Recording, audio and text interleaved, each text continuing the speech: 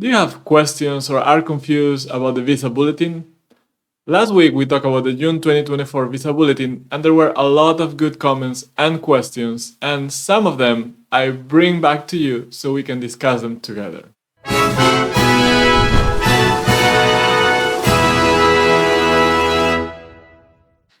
Hi, my name is Oscar. I'm not a lawyer, I'm a scientist, and as you know, in this channel we talk about green card categories like EB2NAW or EB1A in which you can self-petition. That means you can be the owner of your process. You can do it without a company sponsoring you, and you can also do it without hiring a lawyer if you choose to do so, and you may save a lot of money. In this channel, I help you to do that. In my websites, I help you even more. And today we're going to keep talking about the visa bulletin because last week we were covering the June 2024 visa bulletin and we had not so good bulletin there because we saw stagnation, dates were not moving for EB2, no movement means not so good news, but on top of that, there was a note at the end of that visa bulletin telling us that there is retrogression coming in EB2 category in the upcoming July 2024 visa bulletin. Okay, before we talk about retrogression, if you want to see the analysis for that June 2024 visa bulletin, just take a look at my video, go back there, watch that first, and then come back here for a deeper analysis. So, what is retrogression? We never hear that word even when we talk in English because retrogression is a very visa bulletin specific, USCIS specific term. Retrogression means moving backwards. That's the correct language, moving backwards, okay? So when retrogression happens in the visa bulletin, it means that the dates that those tables show will become earlier dates. And that is bad because remember that in the visa bulletin, what we have to do is we have to compare our priority date to the date shown in the visa bulletin. If our priority date is earlier than that date, we are good. We can proceed to the last stage of the green card process. But if not, we have to keep waiting. So if there is retrogression, then we will have to keep waiting longer and longer and longer. And that's why everyone is worried about that word. So we know that that is likely to happen in July. Today we're going to see a few of your comments from the last video. We're going to see a few questions and we're going to even see a few personal, I don't want to say attacks, but personal criticisms that you had about how I deliver those news. So we're going to cover all of that. So let's get started with the first comments. So the comments I really liked are, I mean, beyond all the comments of all of you that give me thanks for explaining all that, which I absolutely love. And I don't give you enough thanks and credit for that. I like these comments, for example, this one here on the screen that says, thank you. As your previous videos predicted this information, the bad news, I wasn't expecting much in this fiscal year. October is likely to bring forward movement. So what this person is saying is, I always say that, in USCIS and the Department of State world, the fiscal year goes from October until September of the following year.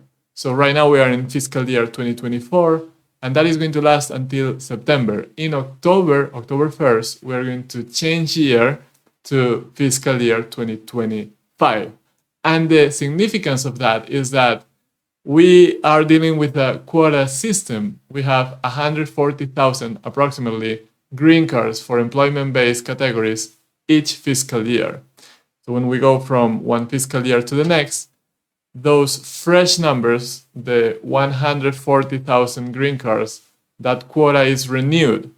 And therefore, we should expect that dates in the visa bulletin will move forward. Okay, so this person is saying, because I was always saying that, this person is mentally prepared that in the last month of this year, fiscal year 2024, not much is expected, at least not much positive is expected. Okay. The other comment that is also, bringing out of common sense is Oscar, I'm worried about I-140 approval rather than the visa bulletin. And I think I told this person, yeah, and that is the right attitude, okay? Because you should focus on your process, on your petition, how good your profile is, how good you are crafting all those arguments in your petition cover letter, and all the quality of the evidence that you bring to the table, instead of being overly worried about the visa bulletin. Why? I said it in the last video, because you cannot control the visa bulletin. The visa bulletin depends on the demand, how many people are applying, adjusting status, going to consulates and embassies abroad to get the green card. You definitely cannot control those numbers. You cannot control the politicians that could change the quota system. They haven't done it for decades, but at some point they could, but you cannot control that. So you are much better off if you focus on what you can control, which is the quality of your petition. And for that, here I am to show you how to do it. I have my courses that I will talk about later that can help you raise that level, that quality level of your case. There were a lot of comments in this video, as usual in Visa Bulletin videos, where people ask me for predictions. Here I put a few of them. My priority date is this one. I want to apply for OPT. Do you think that I will get the green card before June? Do you think I will get my priority date current by this date? I'm submitting my I-140. How much time do you predict I will have to wait? Well, the short answer is I don't do predictions. And I said it before in this channel. I understand that, not all these people have watched all my videos. I totally understand that. It's a lot of content that you would have to watch. But I repeat it. I don't do visa bulletin predictions. Nobody knows what is going to happen. I don't know what is going to happen. I don't know how many people are going to keep applying or not to green cards. What is going to be that demand? Not even people in USCIS knows it. I could come here and come up with some predictions. In that video that I show you on the screen, I refer to many YouTubers that do that. And I went back and I verified how they didn't know what they were doing. And it's easy to go back a couple of months later, check what was the prediction and see how wrong they were. Because obviously, unless they are good fortune tellers, unless they have this crystal ball that I talk about in my video, they will not be able to predict this. Even if you try to come up with some math, because the factors are ever evolving, ever changing, you won't be able to come up with a good prediction. Okay, so don't spend time on that. Again, spend time on what you can control, which is your case, your profile, how good your petition cover letter is. Okay, so go and watch that video if you want to hear me in more detail explaining why I don't do this. Now, what I do from time to time, and I did that in this video that I posted a couple of months ago, is when we get to a critical point in the year, in this case where we go from having visa numbers still available to seeing that visa numbers, green cards, are running out, I try to come up with a reasonable explanation of what is likely to happen in the coming months. Not to the dot. This is not a prediction. This is just, and this is a summary of what I said in that video. A likely scenario was, based on everything that USCIS was telling us, is here on the left side, how the visa bulletin could get just halted, no changes until the next fiscal year. And that would mean that the wait time, which is here what is plotted, the number of months for someone to be current in the visa bulletin, to go up from about 15 months to about 20 months. Okay, that was what I consider likely to happen. But I also said there are different scenarios. One that I consider less likely, that is not here on the screen, was that we actually get good news and things are not stagnated and things move. That I don't think is going to happen. But a worst case scenario was that there would be some retrogression. That's what I said back 2 months ago. And here I plotted a hypothetical increase in the wait times based on a couple of moments where the visa bulletin retrogressed. And now we are in June. We already know the June visa bulletin. We're into July, and this didn't happen. Right now we are seeing a straight line like this graph, meaning that there's no changes, no retrogression. But we know that in July there's going to be a bump here. A bump is bad, meaning more wait time. Okay, so you see, I don't do predictions, but I lay out different scenarios that could happen. And we are going to end up with something in between these two scenarios, I think. We'll have to see. Now, interesting questions that I thought I would bring back here is this one, for example. Hi, Oscar. Thanks for this information. Does this update affect the processing time for the I-140 application or only the adjustment of status application? Okay. So if we're talking about processing times, the visa bulletin has no effect on your I-140 processing time. You submit your I-140 to USCIS, you are expecting a yes, a no, or a request for evidence. This visa bulletin thing doesn't interfere with that at all. The processing times for USCIS are depending on how many people are working in USCIS at that time, how much demand they are getting, and maybe some organization things that are internal to them. The visa bulletin refers to that quota system, and it's about the second part of the process, the adjustment of status or the consular processing if you are abroad. So once you get your I-140 approved, will you be able to get that green card tomorrow, in 3 months, or 1 year from now? That is the effect of the visa bulletin, not to the I-140 processing time. And by the way, for the I-140, you could speed it up with a premium processing, which again will have no effect on what the visa bulletin tells you. Okay, premium processing will not expedite your wait time based on the visa bulletin, only the decision of the I-140 application.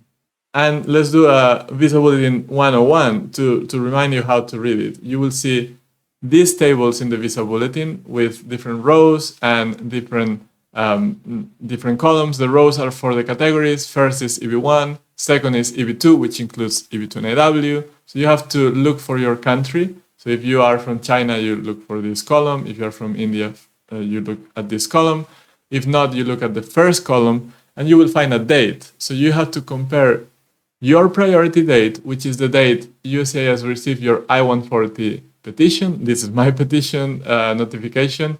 You see my priority date is here. So now you compare, is your priority date earlier than the date on the visa bulletin? Great. There is a visa number available to you. So you could, if your I-140 is approved, you can get your green card. Is the priority date later than the date on the visa bulletin? Then you have to wait. And you have to keep coming back to the visa bulletin until your priority date is earlier than the date on the visa bulletin. So if you are in EB1, for example, and you are not from China or India, you see a C, which is current. That means that everyone under this column can get a green card immediately. But for EB2, which includes EB2 and AW, right now there is a date there, and that's the date you have to compare to your priority date. Another good question. By stepping our foot in line, that's what I said, you should submit your case, and that's the way you put the foot on the line of people waiting for a green card.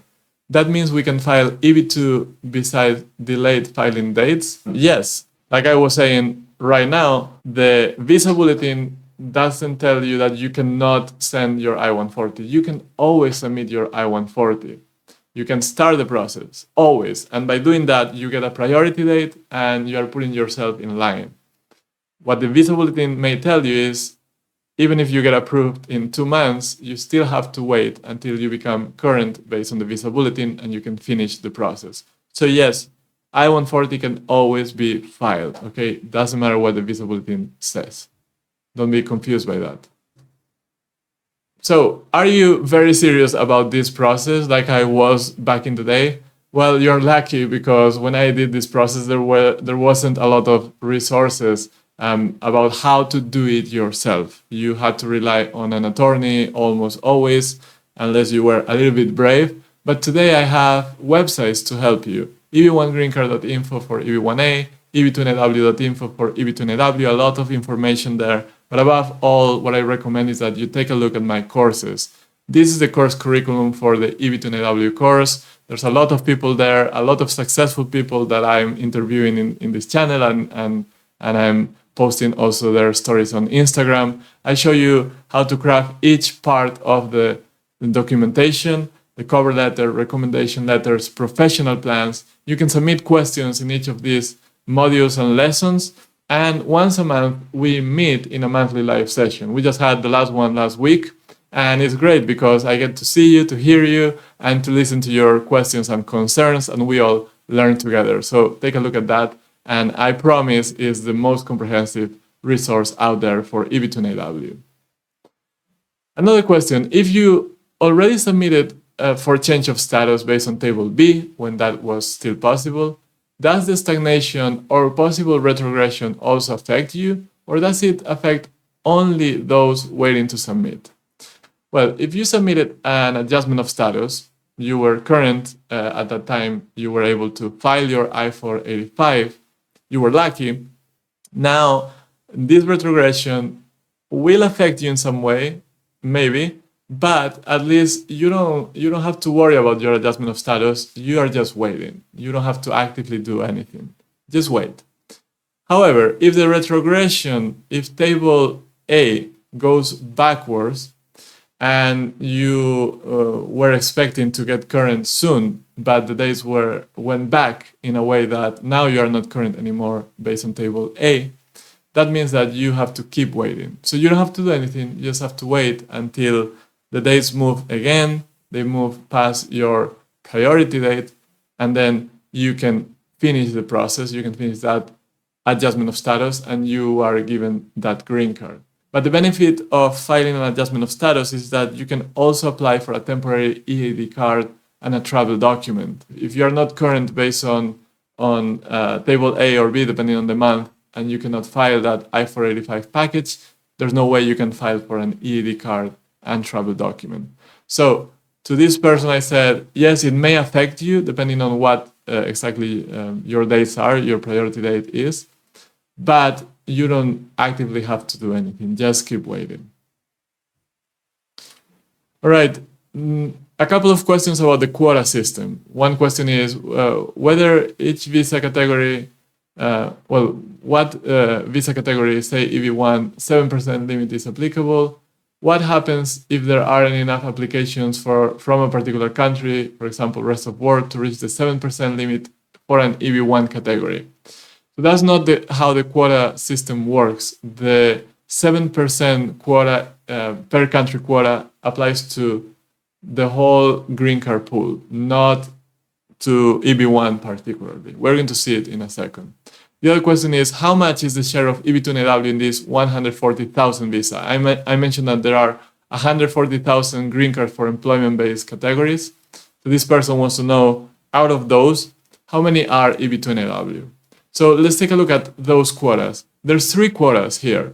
There's a total annual limit, which is 140,000 approximately for employment-based green cards every year.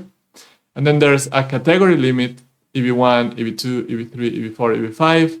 So for EB1 and EB2, we're talking about 29% of those 140,000 total. And then we have a per country limit. And the per country limit is 7% of all green cards, not only employment-based, of all green cards go to one given country. They cannot exceed that particular 7% number, which I think it comes to about 20-something thousand green cards per year. And there are exceptions. So for example, 140,000 employment-based green cards per year. Well, if there are unused family green cards, they can be carried over to the next year for employment base. So that's why I said approximately, because many years, like this year, for example, we have a few more. This year, I think it's about 20,000 more, okay? For the category limits, well, there is this fall up, fall down approach in which if there are unused EB1 green cards, they can go to EB2. If there are unused EB2, they can go to EB3. And if there are unused EB4 or EB5, they go to EB1. So the system is very complex, as you can see. However, the per country limit, 7%, is not altered, and there's no there are discussions to change this. Every year there is a discussion in Congress to change this, but as of now, there's no plans to do this soon. Okay, so that's and the 7% is really the reason why countries like India or China are really backlogged. So if you are worried and you are in EB2, NIW, and you are thinking, man, these 2 years we are having slower and slower processes. Well, think about Indians, for example, in EB2, they have more than a decade of wait time. And even China, they have more wait time than RAW as well. Why? Because of that 7% of limitation, which again, it applies for the overall family and the employment green card numbers, okay? And by the way, answering the question from this person, there's no quota for EB2 NIW, there's quota for EB2. NIW is a part of EB2. There's the regular company-sponsored EB2, and then we have EB2 NIW. Both cannot exceed 29%. Then, just as a fan comment, there were a couple of contradictory criticisms on my attitude delivering the news for this visa bulletin. One said, why deliver bad news with a grin? Because I was kind of smiling at the beginning of the video. Well, I tend to smile in front of the camera, and I don't think that's necessarily bad. I was saying it's bad news, so just pay attention to what I'm saying and not so much to my smile or my lack of smile. If you want, next time I'll cry and we can all cry together. I don't think that's very productive though. Why all your videos discouraging? Try to add some positivity, please. So this person got offended by the opposite. You know, one person is, why are you smiling? And the other one, why are you being so negative? Well, what I told to this person is, I try to tell you the honest truth. I try to do analysis. I don't try to come up with predictions that are not based on anything. I'm not trying to put makeup on the news. I am generally positive, I think, about these things. I always say, if you want to do it yourself, I'm sure you can. I'm here to provide the resources, go for it. And that's the whole spirit of the channel. But when the news are bad, I'm not going to come here and tell you, well, great news, guys. The visa bulletin is stuck, and they are telling us that in July, the dates are going backwards. I'm not going to do that because I cannot lie to you in that way. If you want that, look for another channel. I'm sure you can find channels, I'm not even talking about green cards, about a lot of topics where you will be entertained and you will be told what you want to hear exactly. And a final note, a final comment, this very positive one, thank you for all you do. There's always comments like this one, and I really appreciate them. I really thank you for your support. Not necessarily only to the people that write those nice comments, to all of you who are there watching, providing questions, providing comments, providing further analysis that I always read. I try to answer most of the comments. I stopped answering the comments asking for predictions, for example. I gave up. But I do read all of you, and I thank you for being here. I thank you for being here one more week, and I will see you in the next video here in this channel, in my channel in Spanish with Marina. Thank you, and see you next week.